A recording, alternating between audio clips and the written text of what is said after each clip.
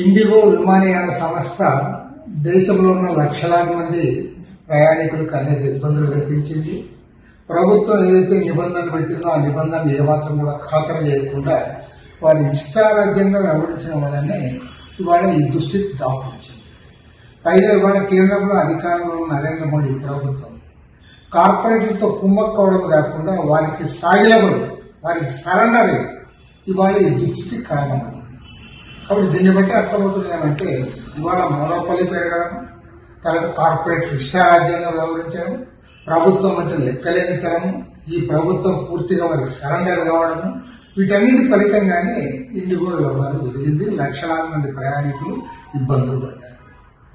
ఇవాళ తెలివిగా ఈరోజు అర్నాబ్ గోస్వామి సీనియర్ జర్నలిస్ట్ కానీ లేదా నేషనల్ మీడియా కానీ లేదా బీజేపీ వ్యక్తులు కానీ అందరూ కూడా చాలా తెలివిగా ప్రభుత్వానికి ఏమీ తప్పు లేదన్నట్లు ఓన్లీ పౌర విమానయాన శాఖ మంత్రిగా ఉన్నటువంటి రామ్మోహన్ నాయుడే దీనికంత కారణం అన్నట్లుగా టోటల్ గా ఆయన డైవర్ట్ చేయగలిగారు.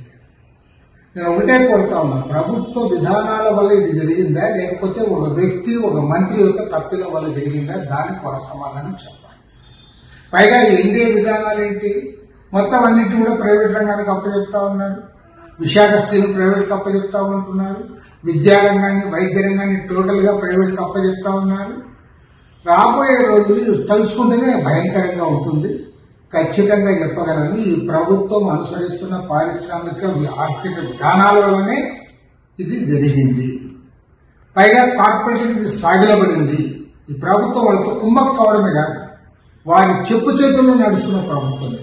అంబానీలు అదానీలు దోచిపెడుతున్న ప్రభుత్వం. తెలివితేటలతో ఈ అంశాలు ఏమి కూడా చర్చకు రానివ్వకుండా అర్నాబ్ గోస్వామి లాంటి వాళ్ళు, స్పెషల్ మీడియా వారు దీన్నంతా డైవర్ట్ చేశారు. దాంట్లో వాళ్ళందరూ చెప్పుకుంటారు. కాబట్టి నేను స్పష్టంగా చెప్పదలుచుకున్నా, నరేంద్ర మోడీ ప్రభుత్వం అనుసరిస్తున్న ఆర్థిక విధానాల ఫలితంగానే ఇవి జరుగుతాయి.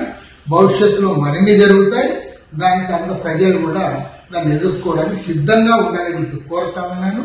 ఇవాళ దేశవ్యాప్తంగా ఉండే ప్రగతిశీల శక్తులు, ప్రజాతంత్ర శక్తులు అందరూ కూడా ఈ ఆర్థిక విధానాలకు వ్యతిరేకంగా పోరాడేది నరేంద్ర మోడీ ప్రభుత్వం యొక్క ఫెయిల్యూర్.